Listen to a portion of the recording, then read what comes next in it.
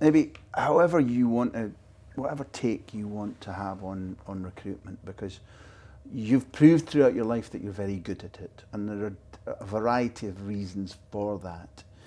It's probably never been more difficult to recruit well for a number of agents, languages, costs, hidden costs, freedom of contract, all these kind of things.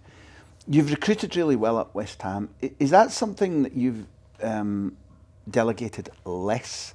Because it's famous between you and I about the Ander Herrera phone call, and you did get that player in the end, but I won't be rushed. I need eyes on. Tim Cahill, who maybe your best pound for pound, down in a Jag or a Rolls Royce into the East End with people battering the car. How are you handling that now? Because you've got more help now, haven't you? Yeah, we have. I still feel as if I mean, look, I think managers all live or die by their recruitment. You'll probably lose your job if you don't recruit particularly well. You know, not always, but it's got a big part to play in it. So I think getting good recruitment's really, really vital.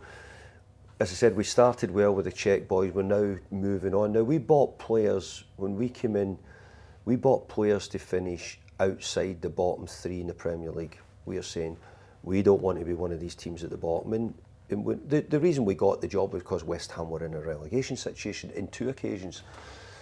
So when we've stayed on the second time, we were still saying, hey, we're trying not to be.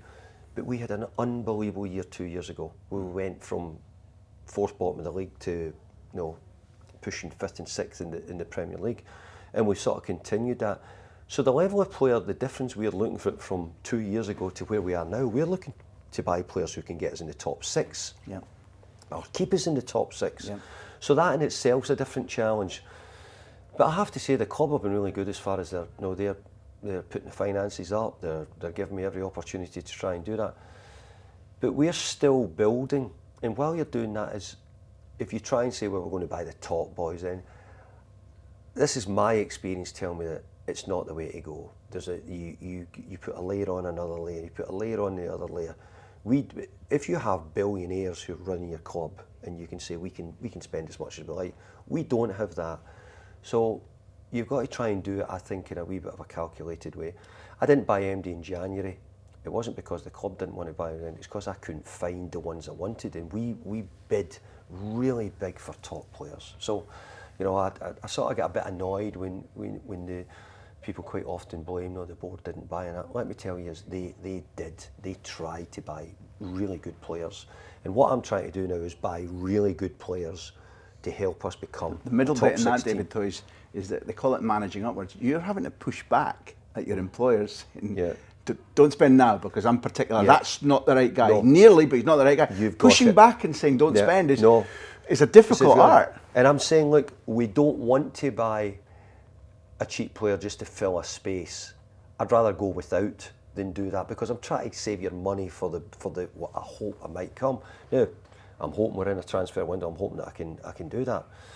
But look, I'll have to live or die by my decisions and how I do that. But we're buying at the moment to be in the top 6. We're trying to buy players to keep us in the top 6 and be better.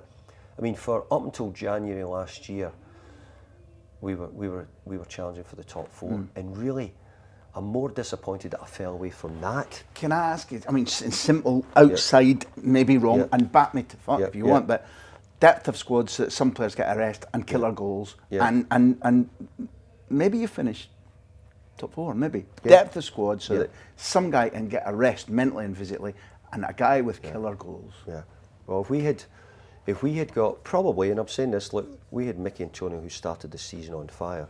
Round about mid-end of November, his goals dried up, which can happen with centre forwards, and he didn't really get many goals back till April. So we needed the goal scorer in that period in the season when we weren't quite. And as well as that, what we were doing is we were in the quarter-final of the Europa League, then the semi-final, and trying to get through. So it was taking its toll a little bit Thursday to Sunday. But we